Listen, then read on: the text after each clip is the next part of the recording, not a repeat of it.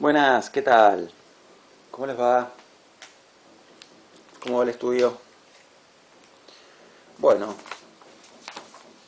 espero que estén muy bien y con ganas de seguir aprendiendo de filosofía, acercándonos poquito a poquito al final de este camino, ¿sí? De esta ducha filosófica que hacemos en primer año.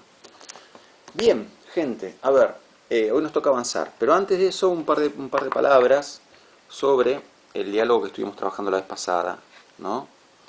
Eh, a ver, tenemos esos dos fragmentitos cortos de Eutifrón. Vieron que hay una pregunta que hace Sócrates, que yo le dije, bueno, esto es un choclazo, ¿no?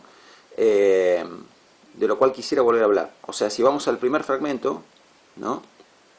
Al final del primer párrafo, tenemos una pregunta que hace Sócrates que es muy larga, por eso digo, es un choclazo, y es lo siguiente. La pregunta que hace es la siguiente.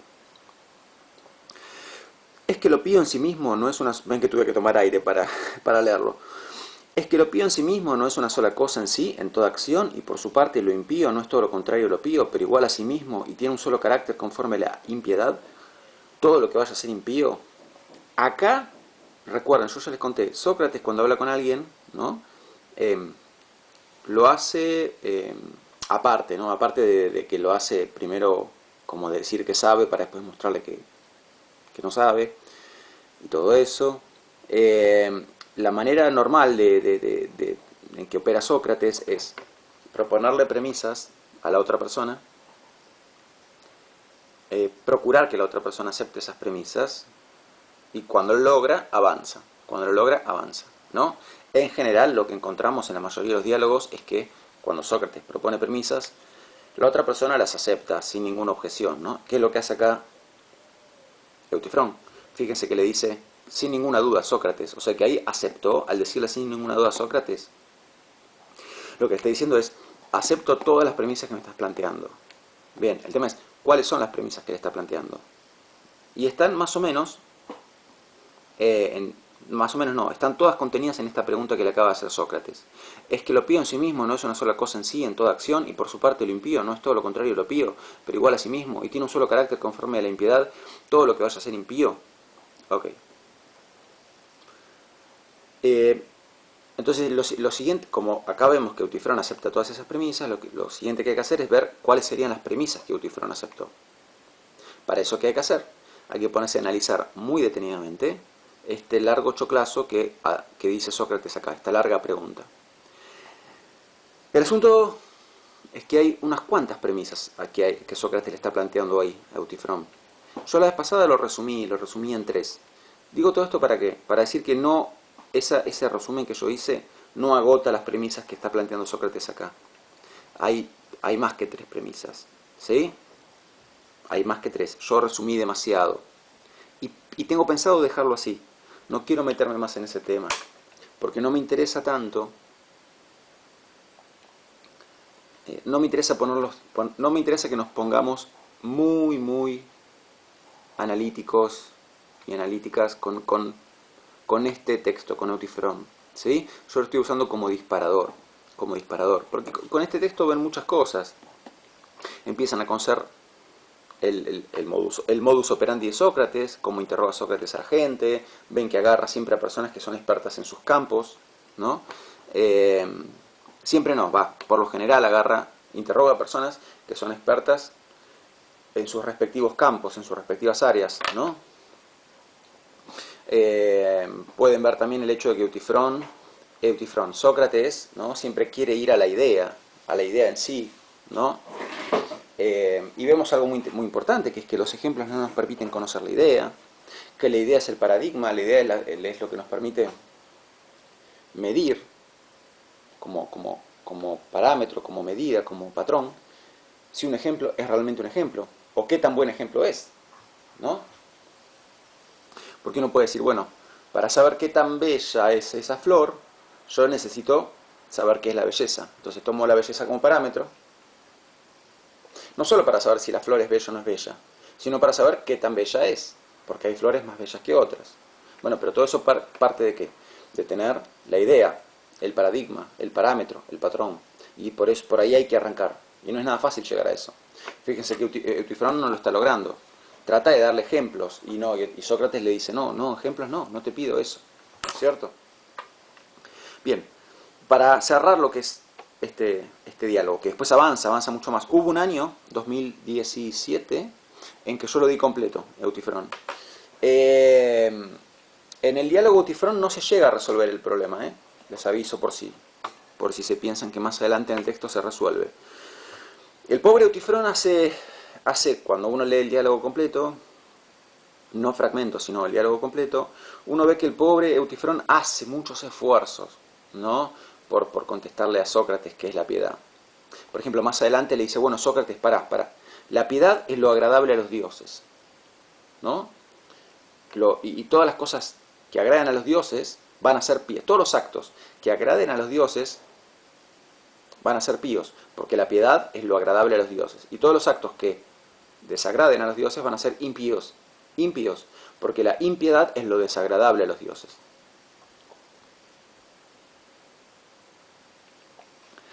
Bueno, es un buen intento que hace Eutifrón ahí, pero Sócrates después le muestra que es problemático.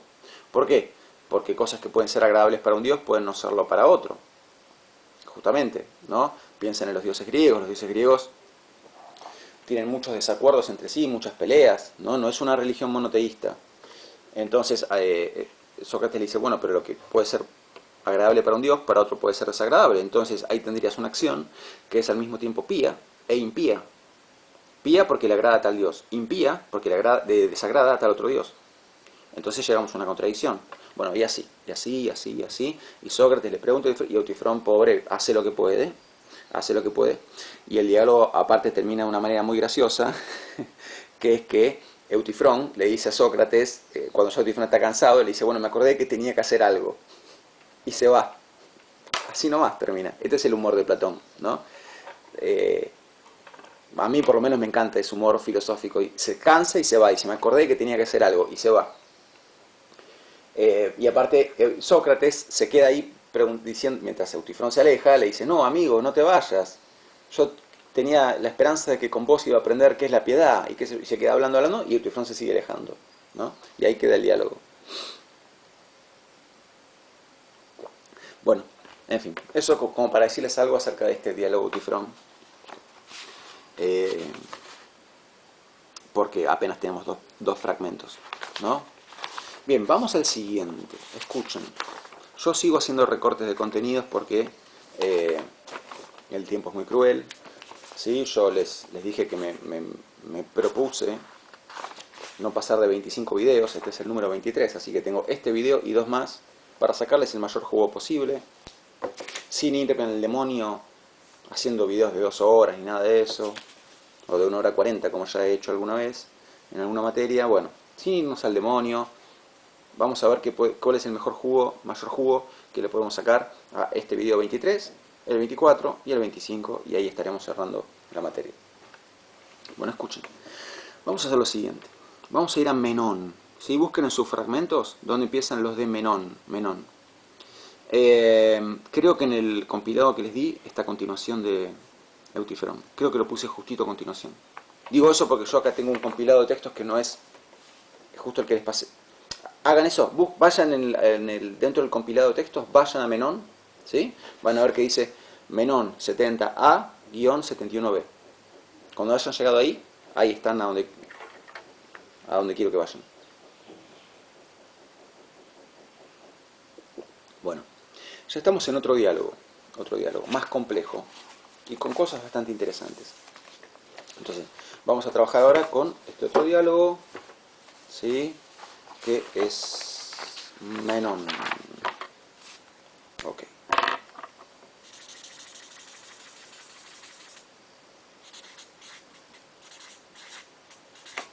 Bueno, Menón, yo les había contado que las figuras que aparecen en los diálogos son por lo general figuras de la realidad. Era común, fíjense que no solo Platón, sino también muchos dramaturgos. Dramaturgo es la persona que escribe teatro, ¿no?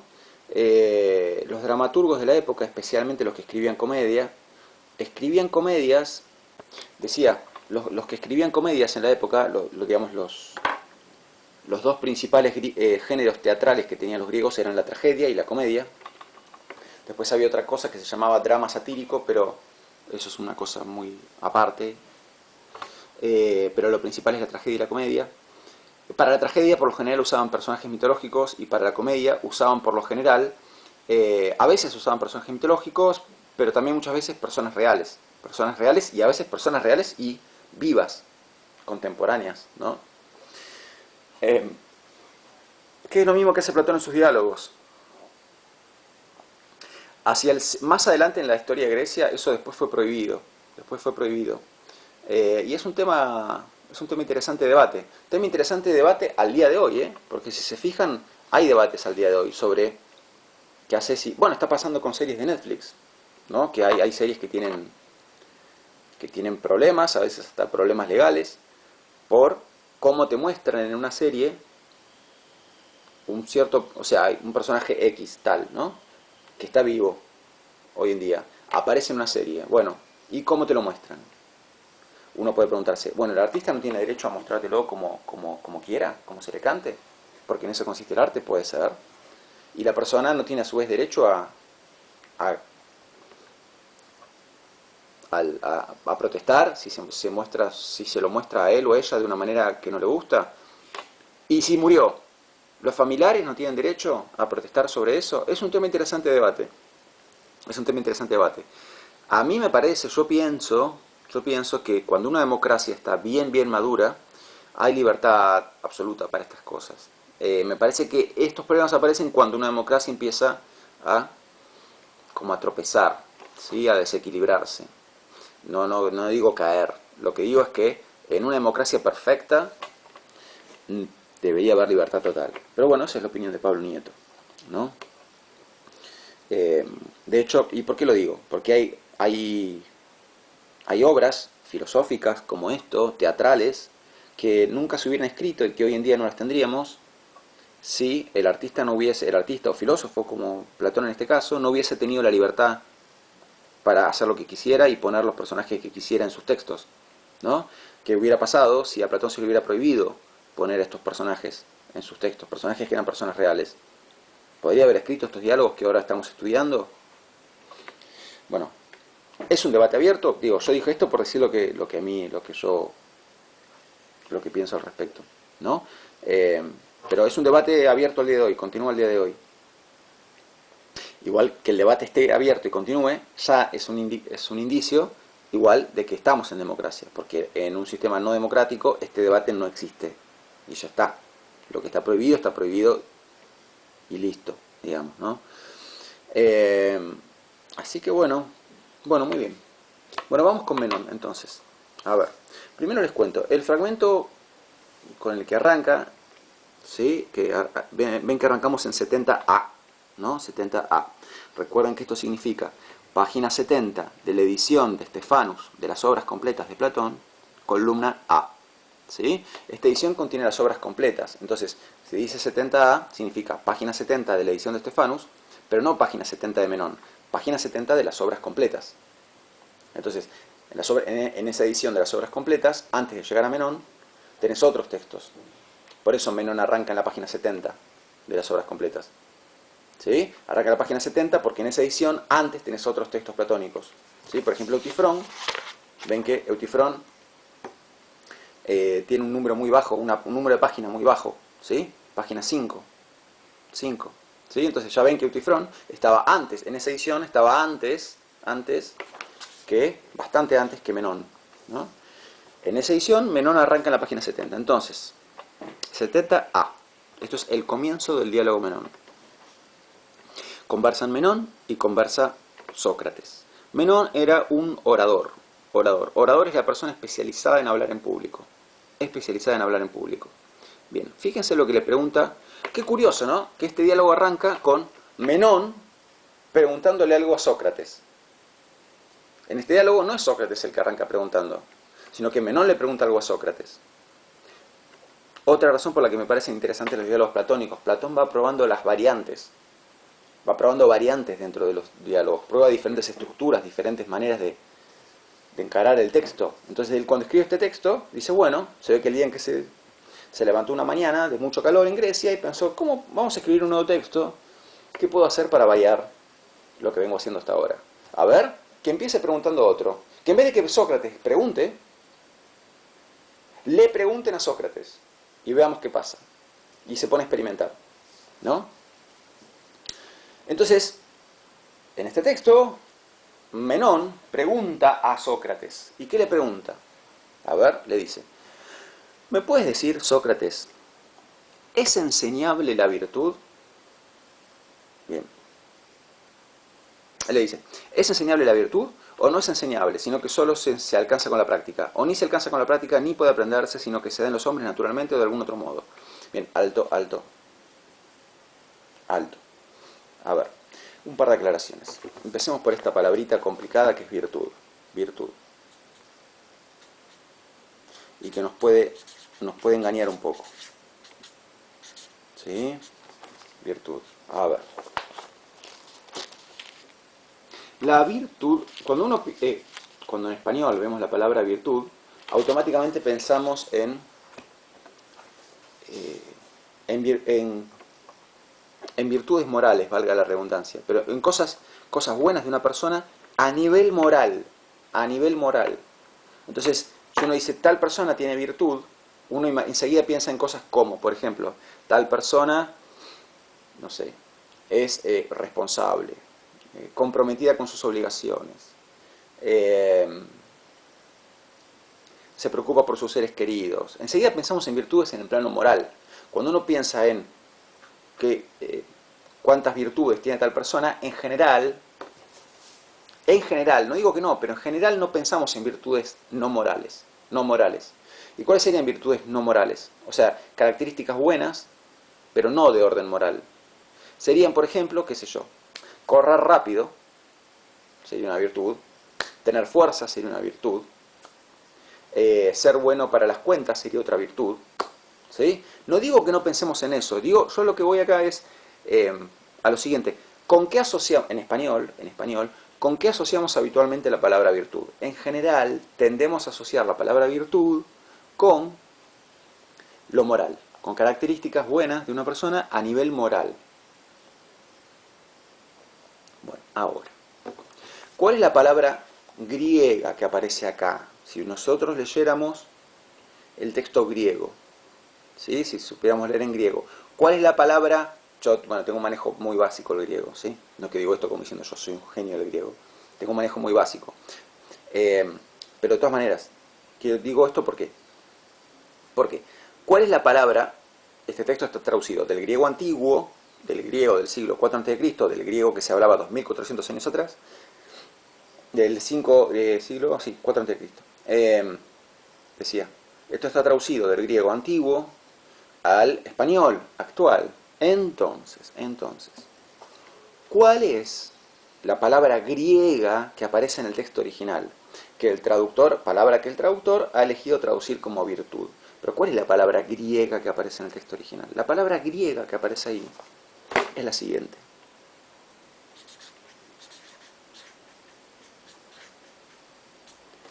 Arete. ¿Sí? Bien.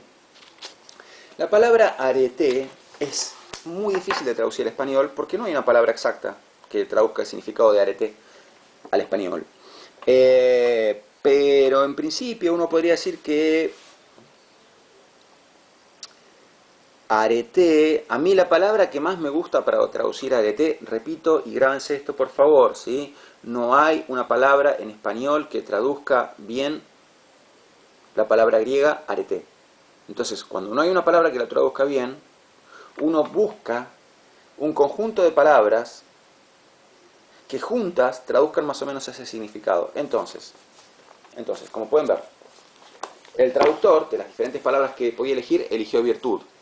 Virtud traduce algo del significado de arete, pero no traduce todo el significado, porque otra palabra que podría haber usado el traductor, y que a mí en particular me gusta más, a Pablo Nieto, pero yo no sé lo mismo, el traductor sabe más, por eso habrá elegido la palabra virtud, pero yo les digo otra palabra que se puede usar, es Bien, decía.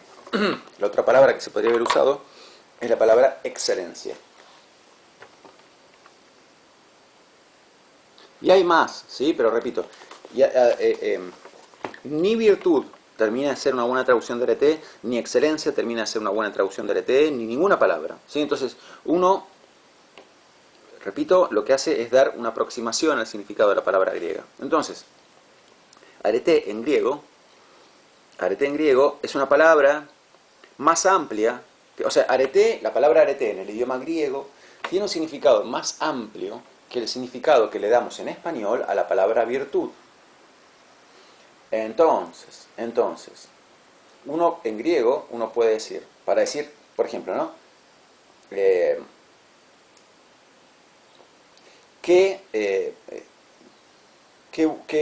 Cuando tenés suponete, tenés un amigo del cual querés decir que como amigo es óptimo. Entonces lo que decís es un amigo con arete. Tiene arete. O sea, ¿arete en qué? Arete, excelencia, como amigo. Es un amigo excelente. Excelente. Vamos a anotar el adjetivo. Se los anoto. Arete.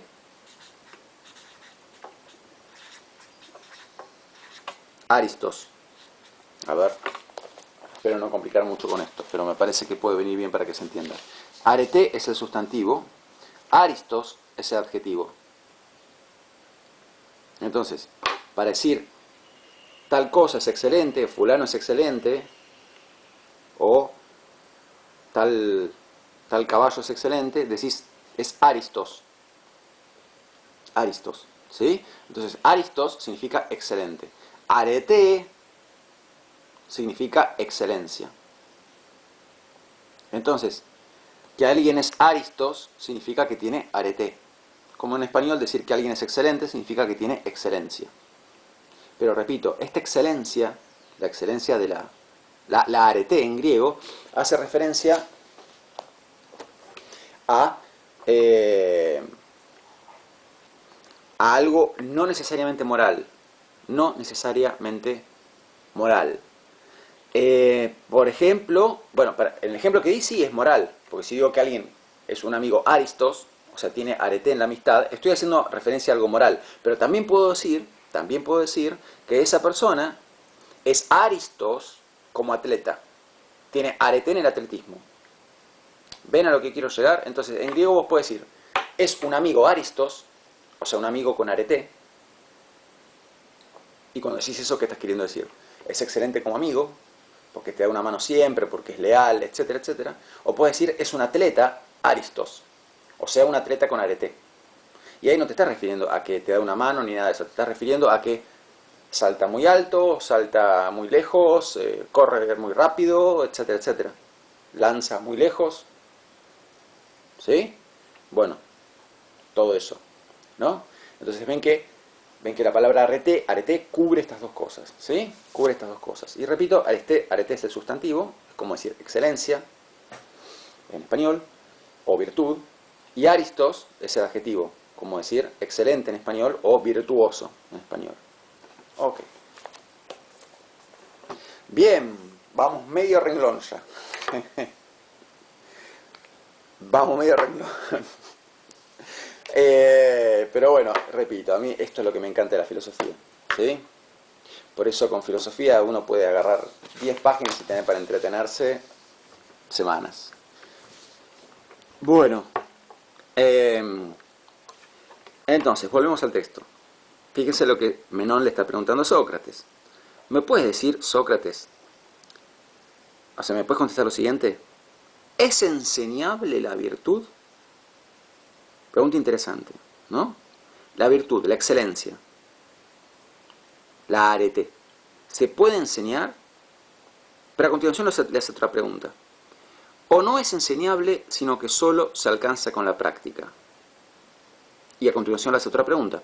¿O ni se alcanza con la práctica, ni puede aprenderse, sino que se da en los hombres naturalmente o de algún otro modo? Entonces, ¿qué hizo Menón ahí? Ahí Menón le planteó a Sócrates 3 hipótesis diferentes y le pregunta, ¿cuál de estas hipótesis te parece la correcta? Son 3 hipótesis en relación con la arete, con la virtud o excelencia. Entonces le pregunta, ¿qué pensás? ¿Cuál de estas tres hipótesis te parece que es la correcta? ¿Que la arete se enseña? Hipótesis número 1. Hipótesis número 2. La arete no se enseña, sino que se logra practicando. Hipótesis número 3. La arete ni se enseña, ni se alcanza con la práctica, sino que se da de manera natural. Es algo que tenés de nacimiento y ya. Y hay gente que lo tiene y hay gente que no lo tiene. Entonces son esas tres hipótesis. ¿Sí? Pregunta interesante, porque al día de hoy uno puede decir, esto es algo que lo seguimos debatiendo. Uno escucha a veces decir, no, porque fulano está tocado con la varita. ¿Qué quiere decir está tocado con la varita?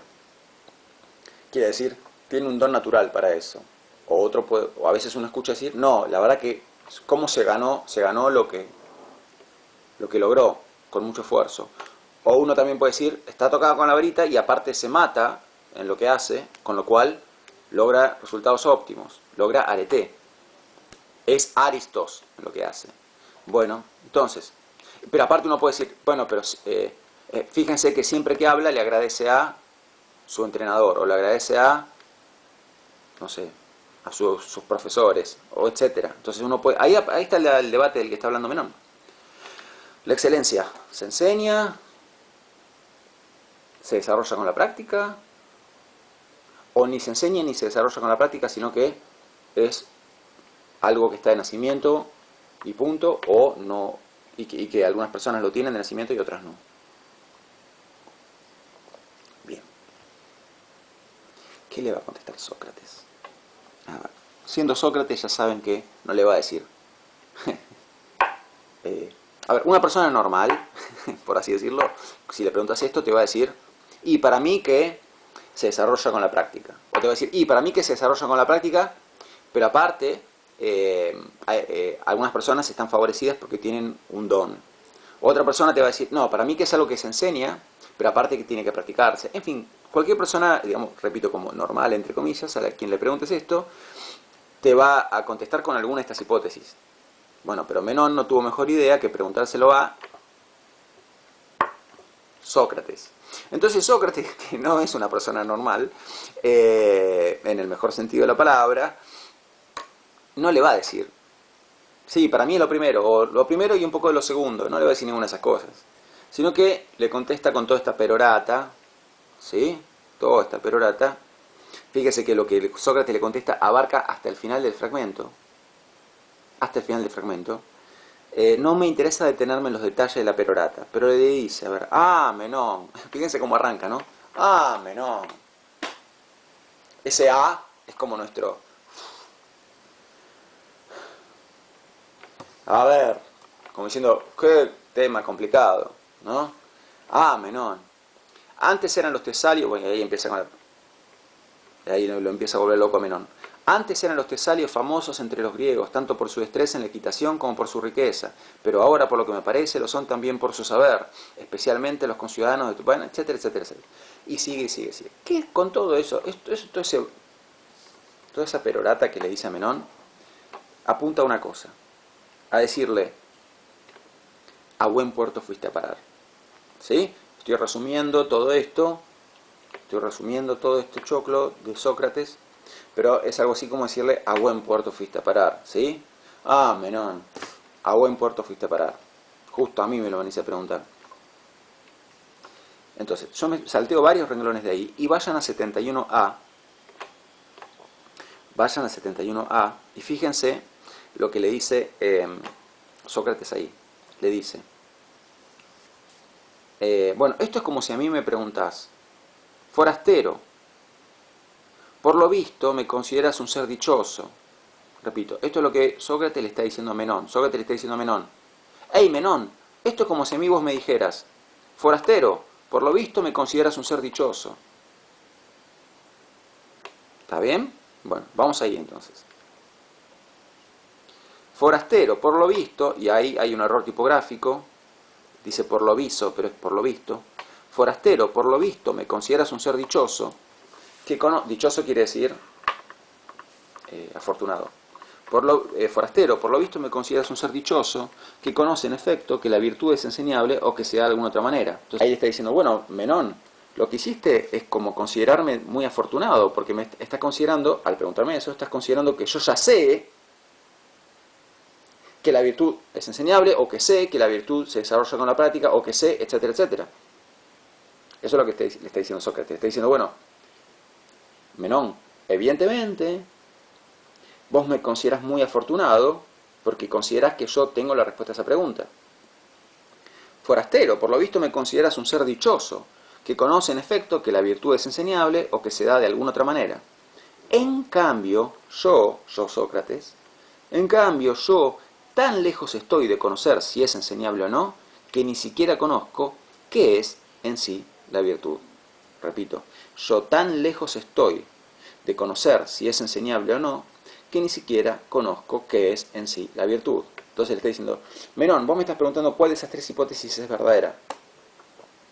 Yo no solo no sé cuál de esas tres es la verdadera, sino que además no sé qué es la virtud, que sería algo como más básico todavía. O sea que yo ni siquiera sé eso. Recuerden que Sócrates siempre dijo ser ignorante. Bien, seguimos. También yo, Menón, me encuentro en ese caso. Comparto la pobreza de mis conciudadanos en este asunto. ¿Por qué si comparto la pobreza de mis conciudadanos en este asunto? Recuerden que Sócrates dedicó su vida a mostrarles a sus conciudadanos, a los demás griegos, su ignorancia. Entonces está diciendo, ¿cuál sería la pobreza de sus conciudadanos? Pobreza de saber, no tienen saber. Entonces él dice, yo comparto esa pobreza. Ellos no saben, yo tampoco sé.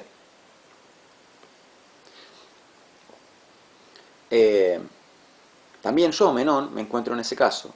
Comparto la pobreza de mis conciudadanos en este asunto y me reprocho el no tener por completo ningún conocimiento sobre la virtud.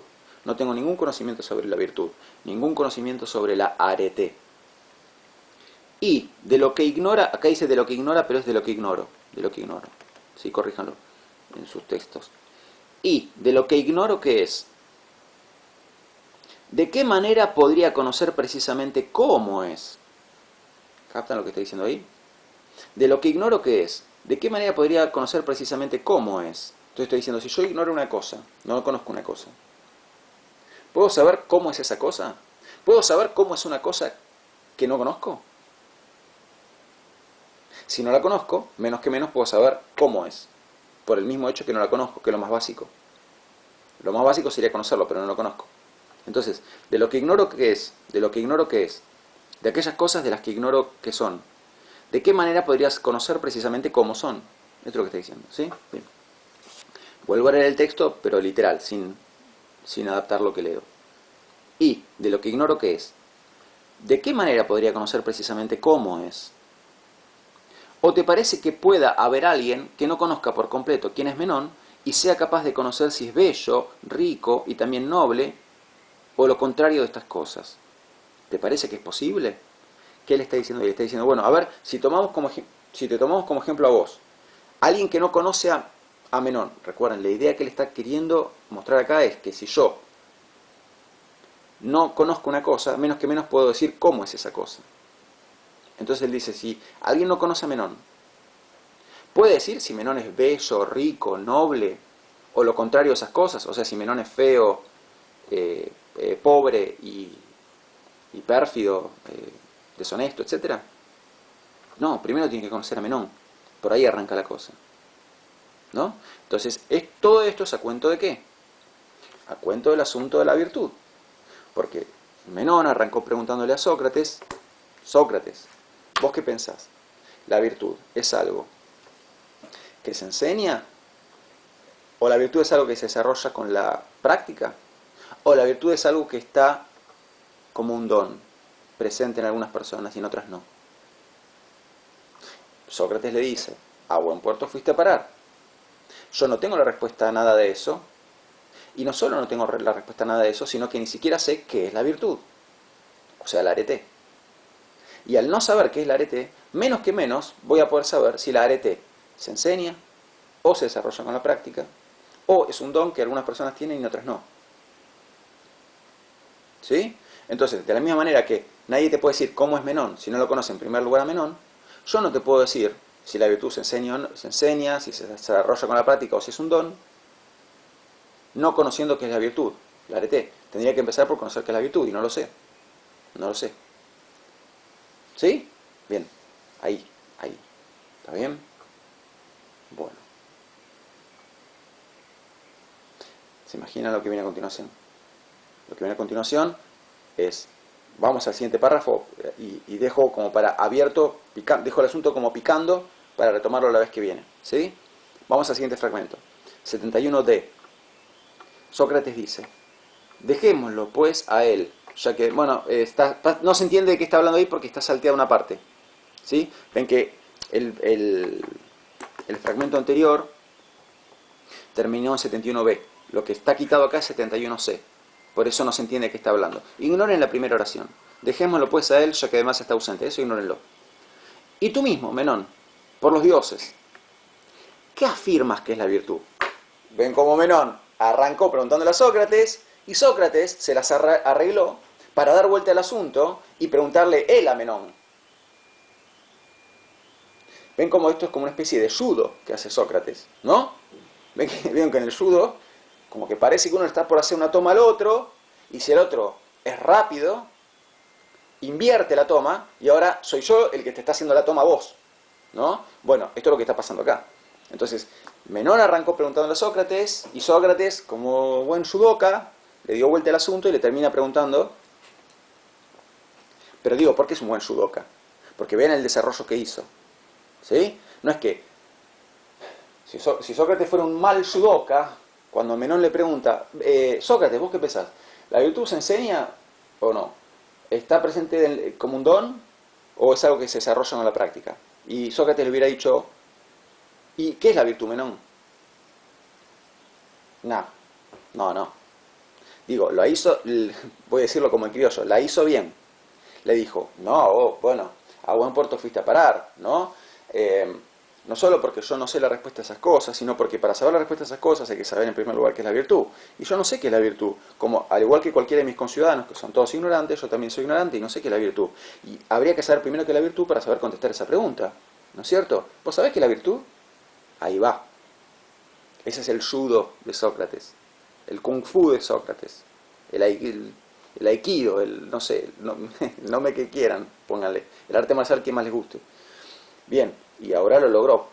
¿Sí? Quizás si Menón tuviera más reflejos, lo hubiera parado ahí y le hubiera dicho no, a zorro y medio, qué sé yo.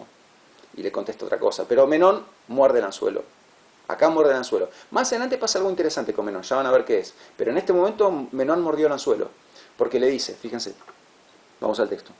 Y tú mismo, Menón, por los dioses, ¿qué afirmas que es la virtud? Ahora ven que Sócrates logró él preguntarle a Menón. Con esa voltereta que dio, ¿sí? Logró invertir la toma de judo.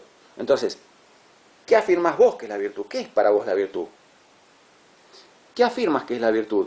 Dilo y no te rehuses, para que resulte mi error el más feliz de los errores, si se muestra que tú y Gorgias es un sofista, entonces ahí está aprovechando Sócrates para tirarle merda a Gorgias, dilo y no te rehuses para que resulte mi error el más feliz de los errores, si se muestra que tú y Gorgias conocéis el tema, habiendo yo sostenido que no he encontrado a nadie que lo conozca. Es un guacho total, Pues fíjese lo que le está diciendo. ¿Qué es la virtud? Y por favor, contéstamelo, ¿sí? Mostrá que estoy equivocado. ¿Que estoy equivocado en qué? En que nadie sabe qué es la virtud.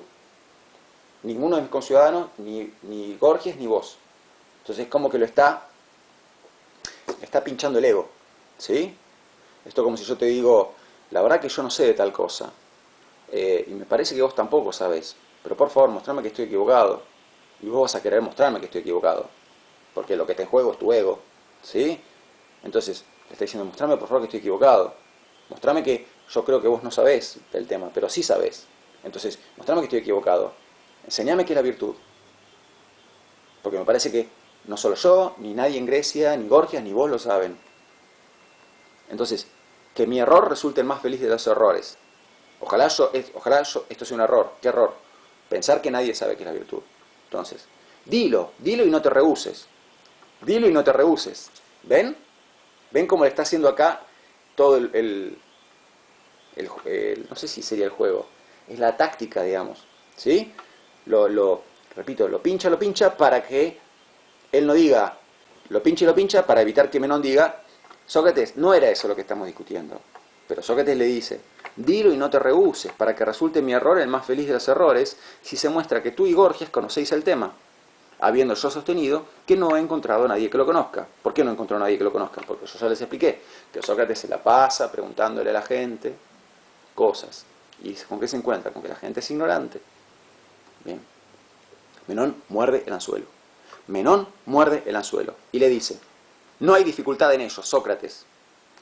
¿Ven que ahí, esto es como si vos provocás a una persona que sabés que reacciona a las provocaciones? Bueno, y a veces, y si vos miras todo desde afuera, te dan ganas de decirle al otro, che, ¿no te das cuenta de que te está provocando? ¿No te das cuenta de que te está llevando por donde te quiere llevar? Bueno, eso. ¿Y con Menón qué está pasando? Que Sócrates está logrando llevarlo por donde quiere llevarlo. Y Menón dice, no hay dificultad en ello, Sócrates. Sí, te lo digo, más vale que te lo puedo decir. ¿Cómo te lo voy a poder decir? ¿Cómo no te voy a poder contestar qué es la virtud?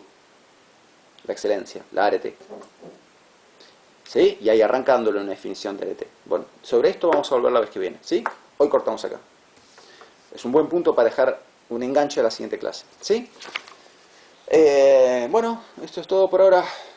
Nos vemos en el siguiente video. Abrazo grande. Chao.